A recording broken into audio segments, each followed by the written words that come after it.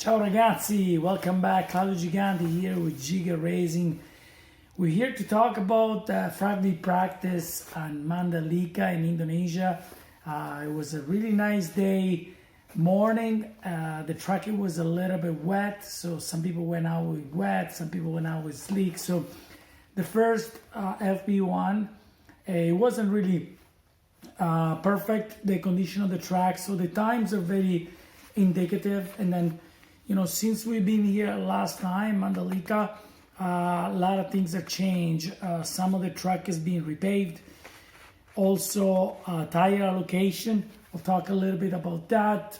Michelin, considering the high temperature there, some of the days it was 60 degrees Celsius. That's really, really hot.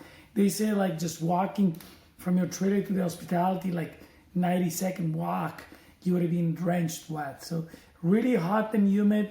So Michelin decided to bring the new tire compound, but an older carcass, an older construction. I think it's 2018 when it was used.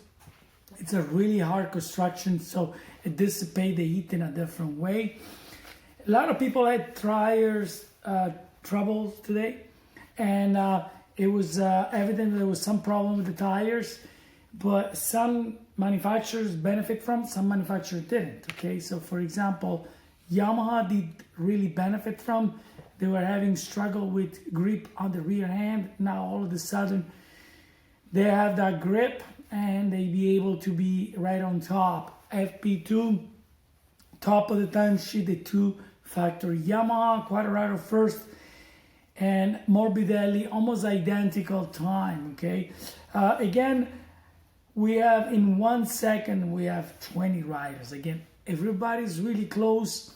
It's anybody's game. The only problem is tomorrow they're calling for rain all day, basically from 2 a.m. all the way to 6 p.m. 80-90%. So for sure it's gonna be wet. So at the end of FP2, a lot of people tried to put in some hot laps with a new soft tire, and some people got caught into yellow flag. So we have a lot of people such as Francesco Bagnaia, Paul Espargaro, Johan Mir, Alex Marquez, Maverick Vignale, Andrea Dovizioso, and as I say, even Mark Marquez. They all got to go through, if they don't improve their lap time on FP3, which is, I doubt it if it's going to be rain, they got to go through Q1.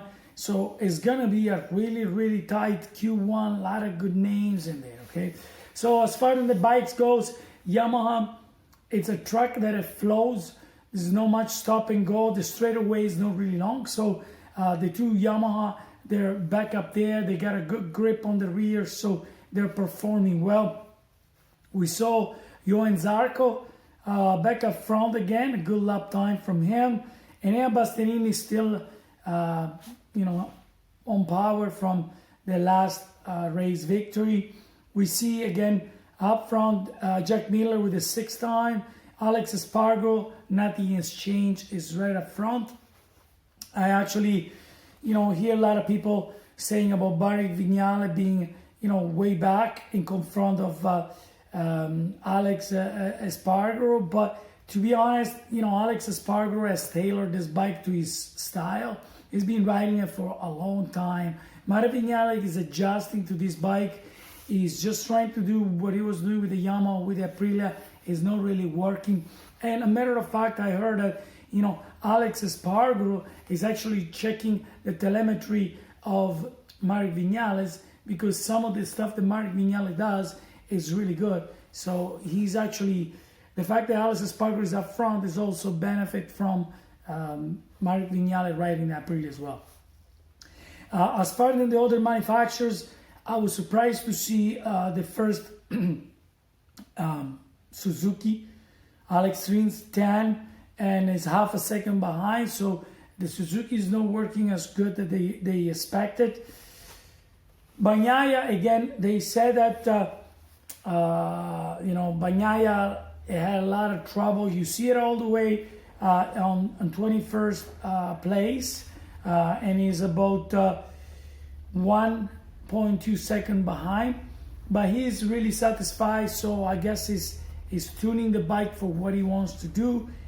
He looked more motivated, and I think he's gonna do better than last race. Although he's starting right back, that is just an indication that he's working on different setup.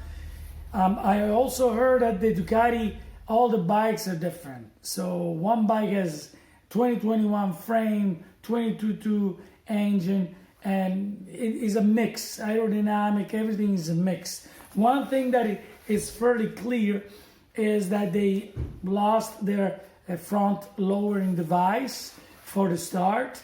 In the last race in Qatar, all the Ducatis with the front lowering device, they in average lost 6 positions at the start. They couldn't get the bike going. They couldn't keep the front down. So I think Ducati took a step back, and he's actually, since they haven't developed as much this system, they took a step back and they went more with the 2021 specs bike. So tomorrow, I guess it's going to be a mixture. We actually saw Andrea Dovizioso 8/10 of a second behind, 7/10 of a second, sorry, my apologies. So he's coming up as well, so he's not too far back.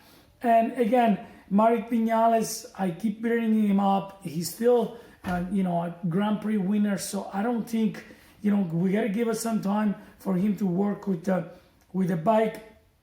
And at the end of the day, it was only about 3/10 of a second behind Alex Espargaro. So he did a really good job.